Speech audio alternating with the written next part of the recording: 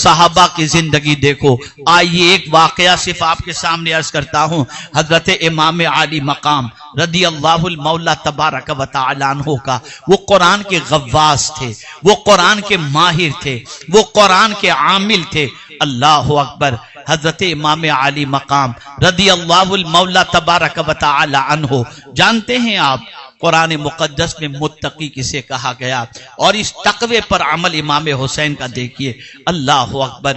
قرآن کہتا ہے اعدت للمتقین الذین ينفقون فی السراء والضراء. جنت کس کے لیے سجائی گئی؟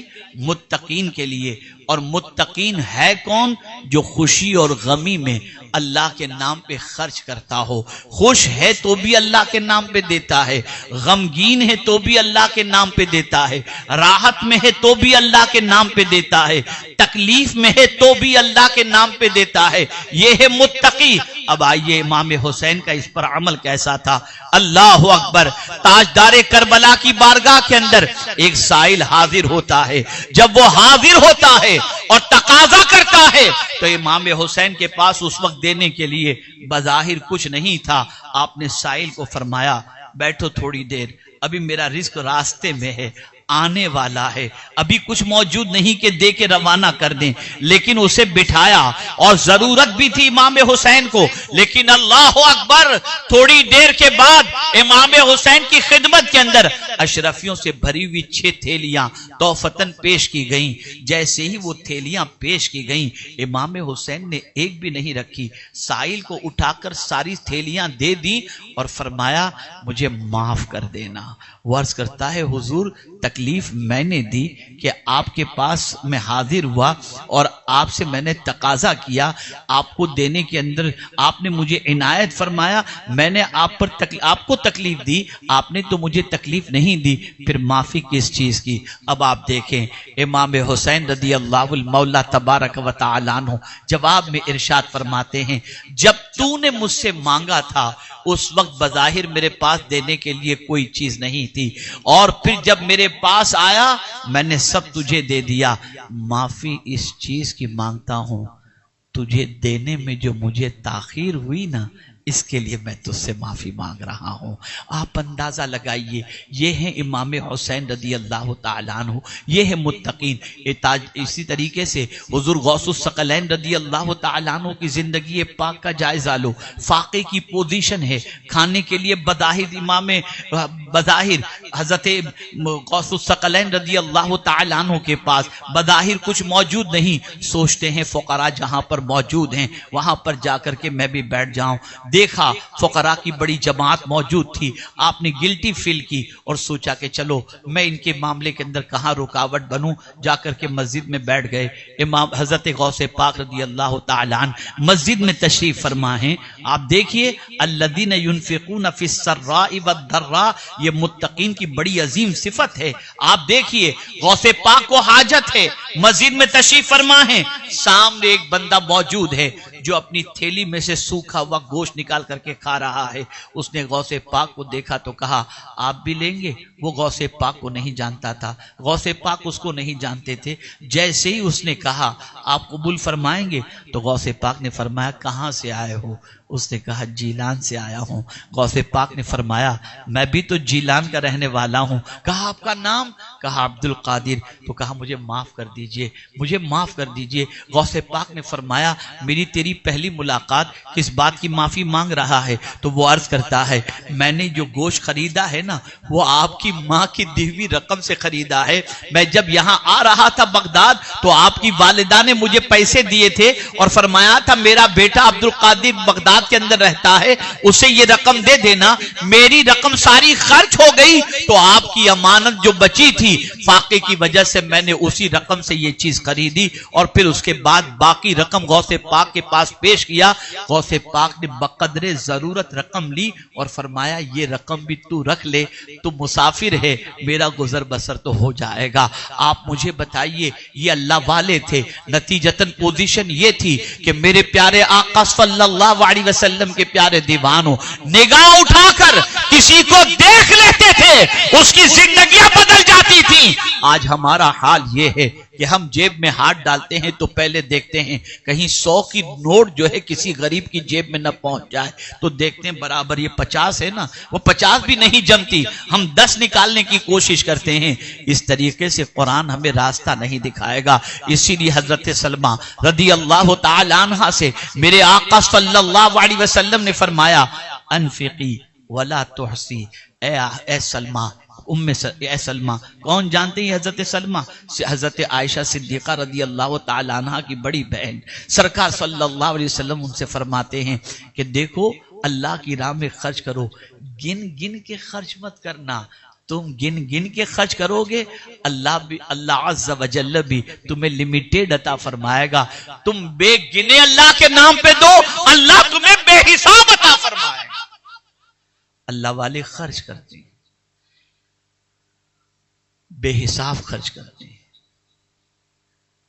اور یہ بات یاد رکھیں، خرچ کرنے والوں کے لیے اللہ عز و جل قرآن کو کھول دیتا ہے۔ متقین کی یہ بہت بڑی صفت ہے، جہاں جہاں آپ متقین کی صفت قرآن میں پڑھیں گے وہاں پر آپ کو انفاق کا معاملہ نظر آئے گا، وہاں پر انفاق فی سبیل اللہ کا معاملہ نظر آئے گا۔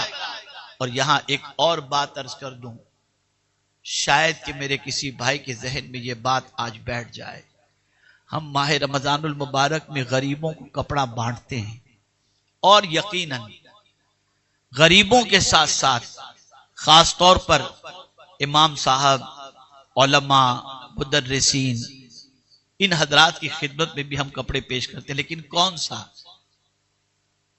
جیسا خود کے لیے خریدتے ہیں ویسا کہ سستے والا؟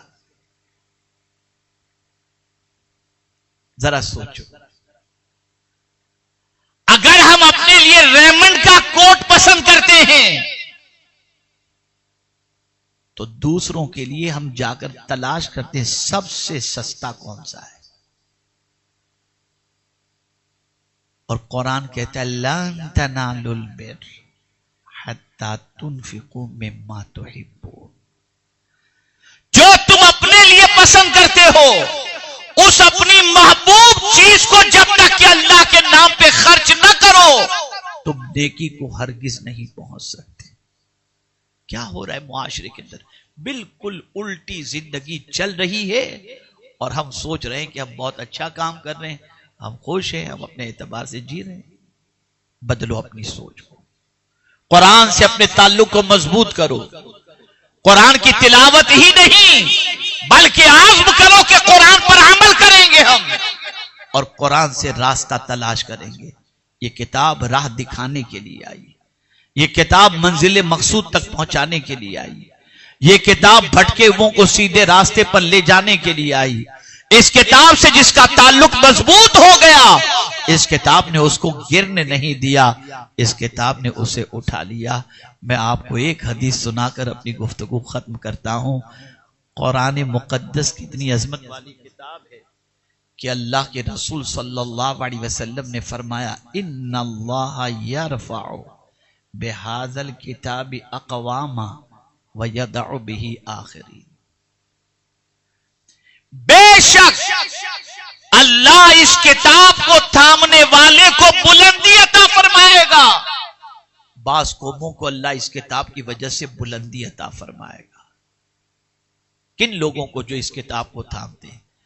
ارے اتنا تو اب جو بات عرض کر رہا ہوں شاید مضمون سے قریب آپ کی سوچ آ جائے، اتنا تو آپ ضرور جانتے ہیں کہ قرآن نیچے رکھنے کی چیز نہیں، اوپر رکھنے کی چیز ہے۔ جانتے ہیں کہ نہیں؟ جواب دیجیے آپ۔ اگر کوئی قرآن نیچے پڑھ رہا ہو تو آپ فوراً جو ہے خود نیچے آ جاتے ہیں۔ قرآن نیچے ہو اور آپ اوپر بیٹھنا پسند نہیں کرتے، قرآن کو بلندی پر رکھتے ہیں۔ تو جب فطرت میں یہ چیز اللہ نے رکھ دی ہے کہ قرآن بلندی پر رکھا جاتا ہے، تو اب حضور فرماتے تم اس کو پکڑے رکھو، یہ بلندی پر جائے گی، تمہیں بھی بلندی پر لے کر چلی جائے گی۔ اسے تھام لو، جب اس کی جگہ ہی بلندی ہے تو تم اسے تھام لو گے تو یہ کتاب بھی تمہیں بلندی پر لے جائے گی، اور اسے چھوڑ دو گے تو تم زوال پذیر ہو جاؤ گے۔ تو اس کتاب کو تھامو، اس کتاب سے تعلق مضبوط کرو۔ میرے پیارے آقا صلی اللہ علیہ وسلم کے پیارے دیوانوں، اسی کتاب کو سکھانے کے لیے، اسی کتاب کا حافظ بنانے کے لیے، اسی کتاب کا قاری بنانے کے لیے دارالعلوم گلشن نوری وجود میں آیا، جہاں پر آج الحمدللہ کچھ بچوں نے حفظ کی تکمیل کی، کچھ بچوں نے تجوید کی تکمیل کی، اور ایک بچے نے جو ہے درس نظامی کی تکمیل کی۔ ابھی ان کی دستار بندی ہوگی، آپ یہ روح پرور منظر اپنے آنکھوں کے، اپنے ماتھے کی آنکھوں سے مشاہدہ فرمائیں۔ اور میں گزارش کرتا ہوں، ماہ رمضان المبارک قریب ہے، قرآن کا رشتہ، قرآن سے رشتہ اتنا مضبوط کر لو، اتنا مضبوط کر لو، اتنا مضبوط کر لو کہ یہ کتاب جو ہے اس سے تعلق صرف ماہ رمضان ہی کے اندر نہ رہے، بلکہ پوری زندگی اس کتاب سے اپنے آپ کو وابستہ کر لو۔ یہ کتاب بلند مقام پر رہے گی، جو تھامے گا اسے بھی یہ کتاب بلندی کی طرف لے جائے گی۔